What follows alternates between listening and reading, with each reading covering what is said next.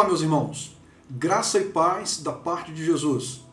Eu sou o pastor Jefferson Dallamura e estou aqui para dar continuidade à minha participação nessa maratona de estudos relativos ao livro de Marcos. Hoje nós vamos trabalhar um tema muito discutido no meio evangélico, mas por vezes muito pouco pregado: o pecado sem perdão. Como texto base, nós utilizaremos os versículos 20 a 35 do capítulo 3 do Evangelho segundo Marcos. Antes da nossa leitura, que tal uma oração? Nosso Deus, nesse momento, levantamos a nossa voz ante a Tua presença para pedir que seja o Senhor a falar ao Teu povo na meditação a respeito da Tua palavra no Evangelho de Marcos. Que possamos assim aperfeiçoar a nossa vida na Tua presença e bem como sermos sensíveis à voz do Teu Espírito Santo. Nós oramos assim e te agradecemos em nome do Senhor Jesus. Amém. E foram para uma casa, e afluiu outra vez a multidão, de tal maneira que nem sequer podiam comer pão. E quando os seus ouviram isto, saíram para o prender, porque diziam: está fora de si. E os escribas, que tinham descido de Jerusalém, diziam: tem Beelzebu, e pelo príncipe dos demônios expulsa os demônios. E chamando-os a si, disse-lhes por parábolas: como pode Satanás expulsar Satanás? E se um reino se dividir contra si mesmo, tal reino não pode subsistir. E se uma casa se dividir contra si mesma, tal casa não pode subsistir. E se Satanás se levantar contra si mesmo e for dividido, não pode subsistir, antes tem fim. Ninguém pode roubar os bens do valente, entrando-lhe em sua casa, se primeiro não manietar o valente, e então roubará a sua casa.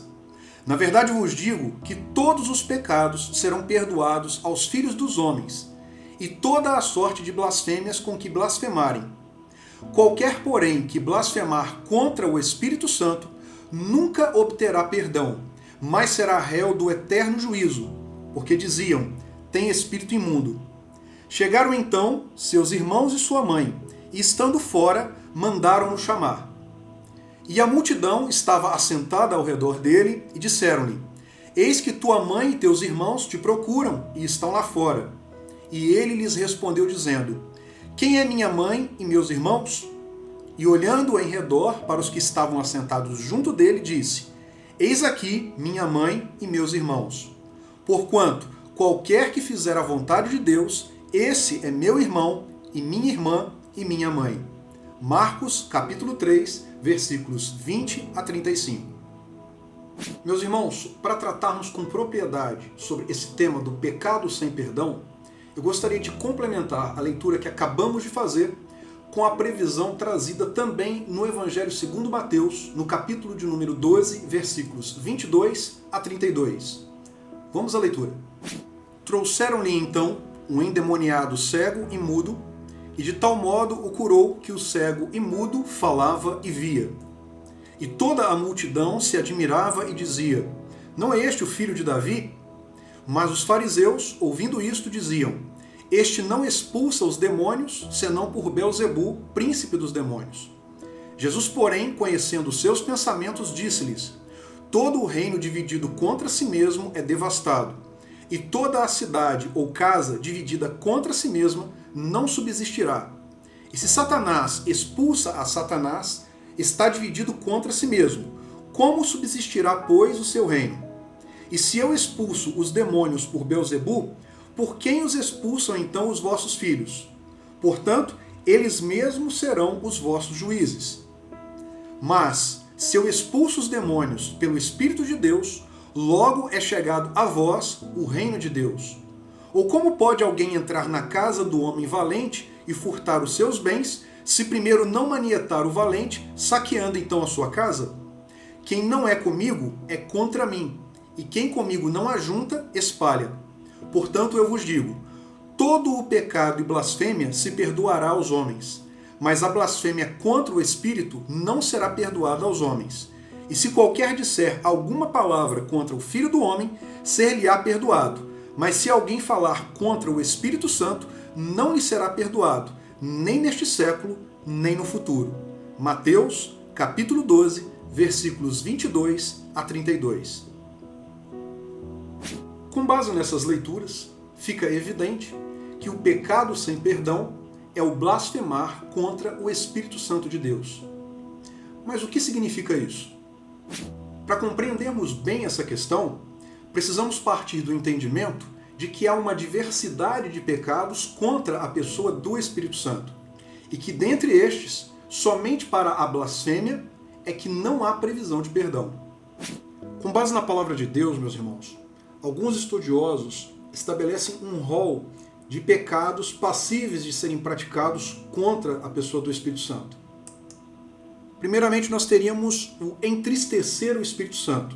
Como os irmãos acompanham na tela, em Efésios capítulo 4, versículo 30, diz a palavra do Senhor: "E não entristeçais o Espírito Santo de Deus, no qual estáis selados para o dia da redenção." Entristecer o Espírito Santo estaria relacionado ao fato de um crente deixar de andar em santidade, de negligenciar a obediência e a fidelidade ao Senhor, entre outras atitudes. Como os irmãos veem, apesar de reprováveis, essas atitudes não configuram a blasfêmia contra o Espírito Santo, pois todas elas, apesar de indesejáveis, são passíveis de arrependimento e também de perdão. Temos aí na tela o apagar o Espírito Santo. Em 1 Tessalonicenses, capítulo 5, versículo 19, diz a palavra do Senhor: "Não apagueis o Espírito." Ora, meus irmãos, como é que nós apagamos uma chama? Geralmente, tirando o combustível que a alimenta. O crente, ele apaga o Espírito Santo quando ele deixa de orar, quando ele deixa de ir aos cultos, quando ele deixa de buscar o Senhor, quando ele torna os seus ouvidos insensíveis àquilo que o Senhor está falando ao seu povo. Evidentemente que, apesar de também ser uma conduta reprovável, apagar o Espírito Santo não configura blasfemar contra ele, pois são situações também passíveis de arrependimento e de perdão. Resistir ao Espírito Santo. No livro de Atos, capítulo de número 7, verso 51, diz a palavra do Senhor: "Homens de dura cerviz e incircuncisos de coração e ouvido, vós sempre resistis ao Espírito Santo, assim vós sois como vossos pais." Meus irmãos, quantos de nós, durante anos, resistimos à ação do Espírito Santo? Entretanto, houve um momento em que essa resistência ela foi vencida. Por isso, resistir ao Espírito Santo não se confunde com o fato de blasfemar contra ele. Além dessas colocações, meus irmãos, outros estudiosos apontam circunstâncias que não chegam a configurar o que seria uma blasfêmia contra o Espírito Santo. Dentre essas situações, nós podemos dizer a incredulidade final, ou seja, o fato de alguém não crer no Senhor Jesus, não crer no plano de salvação, isso não representa uma blasfêmia contra o Espírito Santo de Deus. Blasfemar contra o Espírito Santo também não é rechaçar por um tempo a graça de Deus. Como nós já até falamos aqui, a própria resistência que alguns apresentam até o momento da conversão não vem a configurar a blasfêmia, porque se assim fosse, não haveria perdão para essa circunstância, o que não ocorre. Blasfemar contra o Espírito Santo também não é negar a Cristo. O próprio texto da palavra que nós vimos lá em Mateus e também em Marcos nos referenciou isso, que muitos podem até negligenciar o próprio Cristo, e que isso não representaria a blasfêmia contra o Espírito Santo, porque desse pecado, dessa circunstância, também haveria perdão. Outra coisa interessante, blasfemar contra o Espírito Santo também não se confunde com a negação da divindade do Espírito Santo. Nós sabemos que existem algumas doutrinas, sobretudo sabatistas, que negam a divindade do Espírito Santo, como se ele não fizesse parte da Santíssima Trindade. Ora, mas muitas pessoas que advêm dessas doutrinas, que foram educados em todo esse processo, por fim acabam se convertendo ao Senhor e acabam, digamos, mudando totalmente a sua perspectiva. Então, com base nisso, nós podemos dizer para os irmãos que até mesmo negar a divindade do Espírito Santo, apesar de indesejável, como todas as condutas que nós já falamos até aqui, não representa o blasfemar contra o Espírito Santo de Deus, que esta conduta, sim, seria sem perdão nesta e na vida subsequente. Também podemos dizer que blasfemar contra o Espírito Santo não se confunde com a queda espiritual de um crente em Jesus. Um crente em Jesus né? Infelizmente pode vir a cair. Mas da mesma forma que ele caiu, ele pode vir a se arrepender e novamente estar na presença do Senhor. O que não configuraria a blasfêmia contra o Espírito Santo de Deus. E assim, meus irmãos, nós chegamos ao pecado da blasfêmia contra o Espírito Santo. Mas o que vem a ser esse pecado à luz da palavra de Deus? Como é que nós podemos compreender esse significado para que não venhamos a incorrer nessa prática? Apesar de também atuar como professor na área jurídica, não tenho o propósito de fazer desse estudo aqui uma aula de direito. Mas para fins didáticos, eu gostaria de me valer de alguns ensinamentos do direito penal para que os irmãos possam compreender o que é blasfemar contra o Espírito Santo. Já ouviram falar dos crimes contra a honra? Injúria, difamação e calúnia? Pois é, injuriar é uma ação ligada aos xingamentos. Difamar, a divulgação injusta de que uma pessoa realizou algo que a sociedade despreza. E caluniar é acusar publicamente uma pessoa quanto à prática de um crime, mesmo sabendo que essa pessoa é inocente. Apesar de serem situações totalmente distintas, o crime de calúnia e a blasfêmia contra o Espírito Santo têm alguns elementos em comum.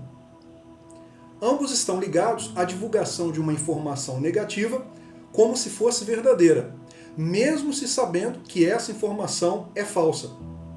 Situação bem típica nos dias atuais, que denominamos fake news. Para compreendermos melhor esse assunto, vejamos as circunstâncias em que Jesus proferiu as palavras relativas à blasfêmia contra o Espírito Santo. Meus irmãos, de forma geral, nós podemos identificar a existência de 5 grupos político-religiosos na época de Jesus. Como os irmãos podem acompanhar aí na tela, nós tínhamos os fariseus, os saduceus, os essênios, os herodianos e os zelotes. Vamos conhecer um pouquinho sobre cada um desses grupos. Os fariseus. Eles eram o grupo mais popular e importante na época de Jesus. Como partido, eles surgiram no 2º século a.C. e eles foram uma reação conservadora à influência dos gregos. Eles desenvolveram uma teologia de separação étnica e ritual. Eles davam ênfase excessiva à guarda dos mandamentos, à tradição dos anciãos e ao ritual da purificação. Alguns de seus integrantes apoiaram Jesus. Os irmãos acompanhem na tela algumas referências à pessoa de Nicodemos.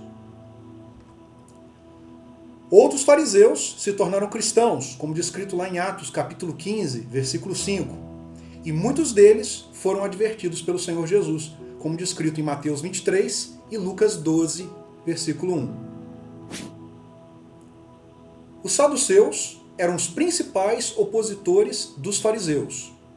Eles beberam muito da cultura grega e eles viam na política o caminho para o bem-estar de Israel.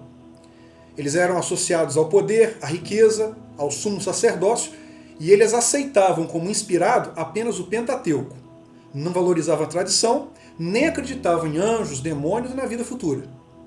Eles foram criticados por Jesus e por João Batista, como os irmãos podem verificar em Mateus 16:6 e Mateus 3:7.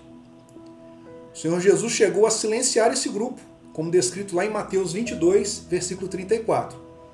E os saduceus cooperaram para matar Jesus e também cooperaram para a perseguição da igreja.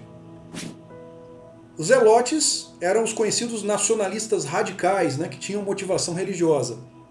Sua origem provável aconteceu depois que Judas o Galileu se levantou contra uma tributação após o recenseamento de Quirino, no ano 6 depois de Cristo, segundo descrito lá em Atos 5:37.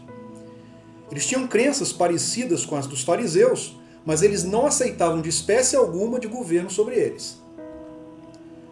A grande revolta de Zelote no ano 66 depois de Cristo resultou na destruição de Jerusalém no ano 70 depois de Cristo.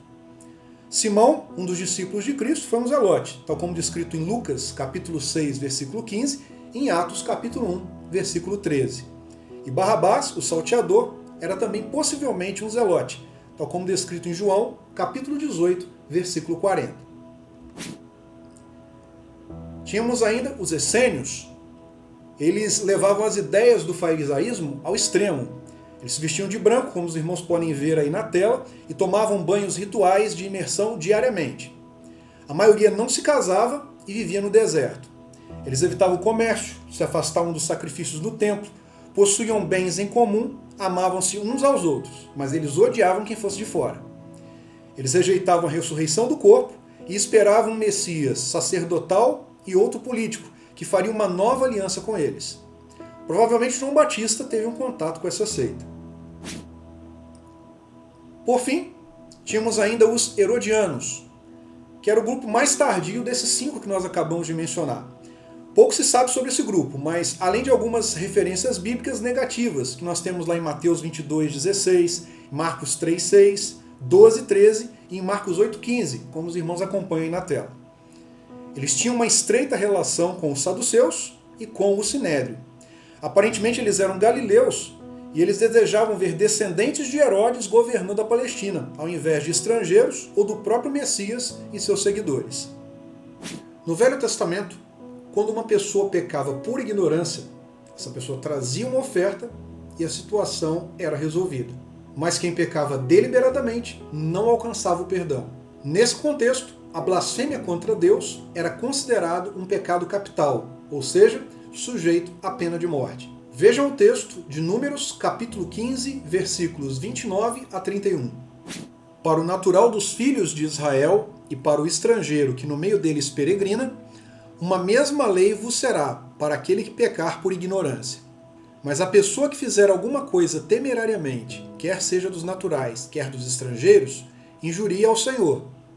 Tal pessoa será extirpada do meio do seu povo, pois desprezou a palavra do Senhor e anulou o seu mandamento. Totalmente será extirpada aquela pessoa, a sua iniquidade será sobre ela. No contexto em que nós estamos trabalhando no livro de Marcos, a multidão começava a questionar diante dos sinais e maravilhas operados por Jesus se ele era realmente o Messias. A partir daí, começaram as hostilidades por parte dos grupos políticos que passaram a se associar no intuito de impedir que a multidão seguisse a Jesus. Inicialmente, imputaram a ele a prática de blasfêmia, quando ele afirmou ter poderes para perdoar pecados. Acusaram-no por curar no sábado e, por fim, afirmaram que, além de possesso, era dominado pelo maior dos demônios. Os escribas sabiam quem era Jesus. E mesmo assim, para evitar que a multidão seguisse o mestre, afirmaram que a grande obra de libertação realizada por Deus e pela ação do Espírito Santo, na verdade, era algo do diabo. Nesse contexto, Jesus refutou a tese com 2 argumentos principais, citando 2 parábolas, a da casa e do reino dividido. Em seguida, passou a uma exortação em que ele mencionou o pecado de blasfêmia contra o Espírito Santo, declarando também a sua consequência imediata. Quando alguém blasfema contra o Espírito Santo, não há arrependimento. A blasfêmia contra o Espírito Santo se revela como um pecado consciente e deliberado contra um conhecimento claro da verdade e da evidência, atribuindo-se levianamente a obra do Espírito Santo a Satanás, no intuito de confundir as pessoas e impedir o seu processo de conversão. Para essa circunstância, não há que se falar em perdão. É o que ratifica o texto de 1 João, capítulo 5, versículos 16 e 17, ao diferenciar os pecados que não são para a morte daqueles que são. Caso você já tenha se questionado se já pecou ou não, blasfemando contra o Espírito Santo, a resposta provavelmente é não. Apesar de toda forma de pecado contra o Espírito Santo ser algo reprovável, quem externa essa preocupação evidencia um coração temente ao Senhor e disposto a arrepender-se. Em havendo arrependimento e confissão, há perdão, pois é o próprio Espírito Santo que convence o homem do pecado, da justiça e do juízo. Que o Senhor nos abençoe.